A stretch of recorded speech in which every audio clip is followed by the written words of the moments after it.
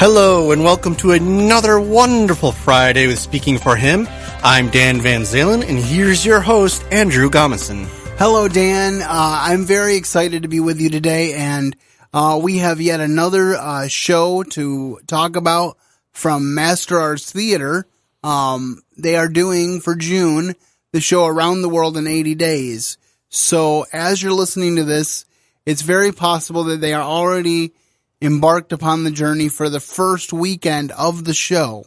So we want to encourage you, if possible, maybe even pause this podcast right now, go to masterartstheater.org, order your tickets, or you can find the ticket link on my blog post for this show. Get your tickets, come back and listen to the rest of this interview to make sure that you have enough time. But right now we're going to start with our quote of the day. Indeed. I see that it is by no means useless to travel, if a man wants to see something new. Julius Verne, Around the World in 80 Days. Okay, so I haven't read this for a long time, and I never read the unabridged version. I read the Little Fish Classic. I don't think I ever actually read this one. I don't know if you've ever heard of the Little Fish Classics, but they were kids' versions of classic books, and I got a bunch of them when I was a kid, and I read one of them was Around the World in 80 Days. But anyway, so I believe it centers around a bet that Phileas takes about whether he can make it around the world. Yeah, the professor bets his colleagues in the college that he can travel around the world in 80 days with only his butler. All right, so, and that's the premise. So I'm obviously not going to say much more about it because, as I said, I'm a little rusty on it, but I'm excited that Master Arts is bringing it as the part of our season of stories that's going on right now. So without further ado, let's hear the interview that I did with the director, Cathy Van Lopik. All right, I am here today at Master Arts Theater with Cathy Van Lopik, the director of the June show, Around the World in 80 Days. So I'm excited to hear from her a little bit more about this show and hopefully encourage as many of you out there to come and see it because we're having a really good time here at Master Arts this season with our season of stories. So, Cathy, you've done this show before. Yes. So what made you want to do it again? I really enjoyed the experience the first time. It's a very well-written show, and it's very well written. It's based on Jules Verne's book, Around the World in 80 Days, and it's very simply done. When I did it before, it was at Caledonia Community Players, where we did it on a proscenium stage. But when we did it there, I thought a much better place to do it would be in a black box theater because it's a very simplistic set and uses very few actors. So a smaller stage works much better for this play than a larger stage. So I had brought it to Master Arts quite a while ago, in fact, right after we did it at Caledonia, and because I thought this will be the perfect venue for this type of show. That is kind of unique because we're used to doing big shows that a lot of times people aren't sure are going to fit here, and we make them work. So it's kind of interesting that you found a show that you actually think will even play better in this venue. So I'm excited to see how that happens. Can you talk a little bit about rehearsals and the production so far? Yes. Like I said, it's a smaller cast and very simple set.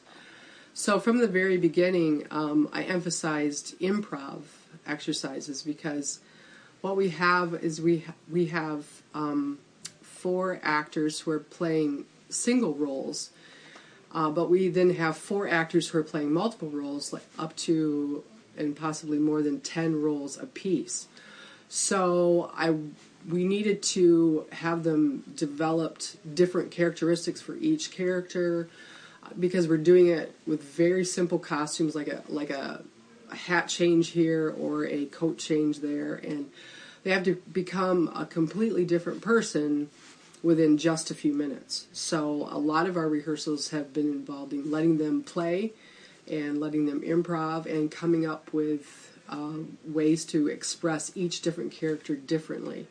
So it's been a different kind of rehearsal process. Very little coming into it with blocking already set, because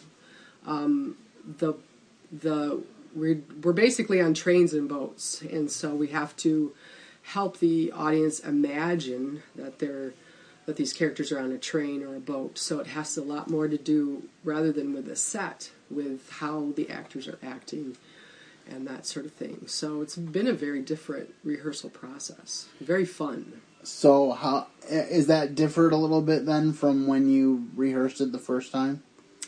Somewhat. I did try to keep the set as simple as possible when we did it for Caledonia Community Players as well. But because it was a bigger stage, we needed more set pieces to establish different locations. But here, where the audience is so close, like I said, it's a bonus because they're closer to the action and they're closer to the actors creating the action. So actually, it's a lot more fun because we can get the audience a little bit more involved, and so that should be a lot more fun for the audiences, we hope, as well. Can you talk about the cast? Is there carryover? Are some of the people from the Caledonia production? Or Yes. We are very fortunate to have 3 of the original actors come back and do parts again for this show. The actor Justin Pitt, who played the character of Passepartout, who is the servant to Phileas Fogg, was able to come back and reprise that role again, which we're very excited about because he does a wonderful job in that. And then 2 of our ensemble actors who were ensemble for Caledonia, Roy Black and Rob Lamer, also were able to come back, and we did change up some of the roles that they do because, like I said, there's like at least 10 different characters that they play. But they were able to come back, and again, because they already knew the process of developing these different characters, that was great also because that made that a lot easier, and they were able to help the other actors who are also doing that, doing different characters, help them understand how that worked. So we are very fortunate to have some of those people come back again. all right, and can you tell us the show information? Like, what is the run of the show? How do we get tickets? The show opens this Thursday, June 8th, and it runs through June 22nd. They're Thursday, Friday, and Saturday evenings at 7:30, and then we also have Saturday matinees at 2 o'clock in the afternoon. In order to get tickets, you can either go to Master Arts Theater website and order them online, or you're able to call the office at 455-1001 between the hours of 8 and 4 and order tickets right over the phone as well. And that is in the 616 area code, and I will have a link to the ticket page on my blog, so just for your information about that. All right, well, it's been a pleasure to talk to you today, but I just have one more question. If you were going to do your own blurb for the show, maybe 45 minutes to a minute, maybe a little longer, what would you say to people who are asking, why should I come see this show? I think you should come see the show because it's an adventure, and we all are involved in an adventure, and that's basically what the show is about. The main character of the show, Phileas Fogg, starts out on this venture with one thing in mind, and what happens to him on the way changes his perspective about life and about why he was going on this adventure in the first place. And so we get to see that life is full of surprises, and that God has plans for us, and we can go into life with our own plans, but God makes sure that His plans ultimately come out in the end. And it's a fun adventure if you go with an open mind and open heart towards God and what God can do for you. I definitely resonate with that lesson because my work life has taken turns that I never expected them to, but they've been good turns even though they weren't ones that I expected at the time. So I can definitely relate with that lesson, and I'm looking forward to seeing this show. I will be coming to the June 15th matinee, so I hope to see many of you out And thank you, Cathy, for taking some time to talk with us today. Thank you. My interview with Cathy Van Lopik, who is producing the show that opens this weekend at Master Arts Theater. And I'm really excited to see this because I didn't get a chance to see it when it was over at Caledonia Community Players. So I'd encourage you to come on out and support Master Arts and let us let them entertain you, and also be aware of some of the other productions that are coming up.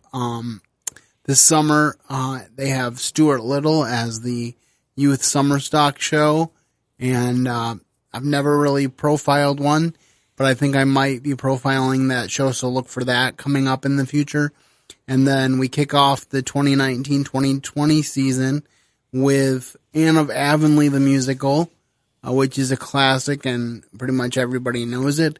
And then I have the privilege of returning to the director's chair to assistant direct Christmas at Pemberley for the Christmas show of 2019. And so a lot of exciting things happening. And just go to masterarts.org for more information. Make sure that you get your tickets. And again, that link will be in the show notes on the blog. So that's all I have for you this week. But I hope that you have a great weekend and that you keep serving the best of masters. Thank you for listening to today's episode. Your host has been Andrew Gomison, founder of Speaking for Him. For more information on today's show and to leave us comments and voicemails, visit speakingforhim.blogspot.com. You can find Andrew's ministry at speakingforhim.com. That's speaking, 4, HIM. You can also interact with us at facebook.com/speakingforhim and on Twitter @SpeakingForHim. And when you look for us on iTunes and Stitcher, let us know what you think of the podcast by leaving a rating and review.